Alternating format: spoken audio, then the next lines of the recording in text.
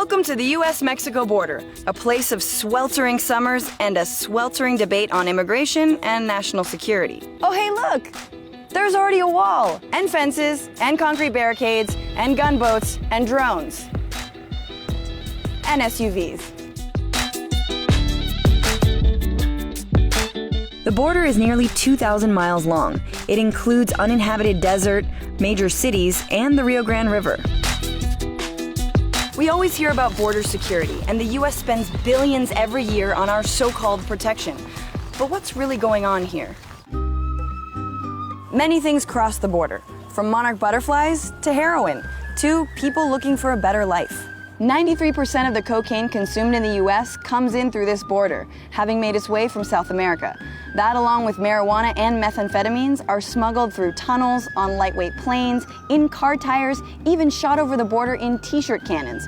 When the U.S. is the largest market in the world for illegal drugs, there's always a way in. Then there are guns, which flow the other way.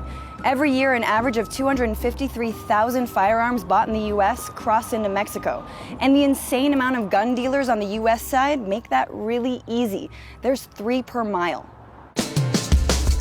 There are dozens of official entry points along the border. Lines and increased security mean it can take hours to get from Juarez to El Paso, a distance of less than a mile. Though many people cross every day for work, school, or vacation, we mostly hear about illegal crossings.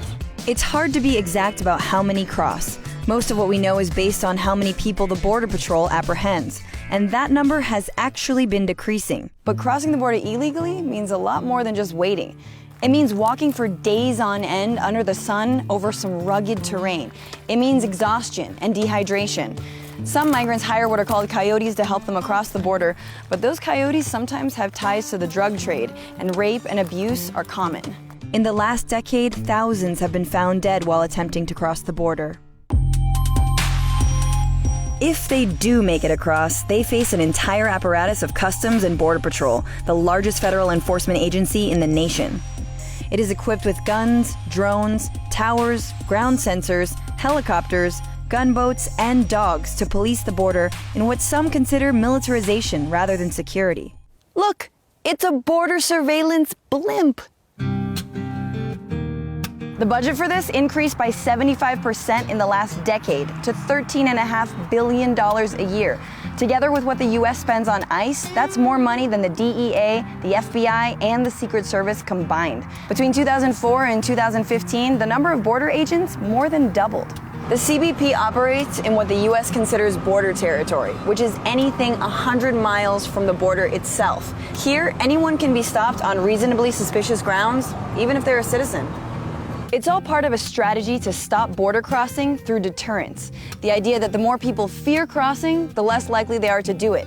That might work if you don't mind what it implies. More danger, more deaths, and a ripe market for human smuggling. But is it actually keeping America safer?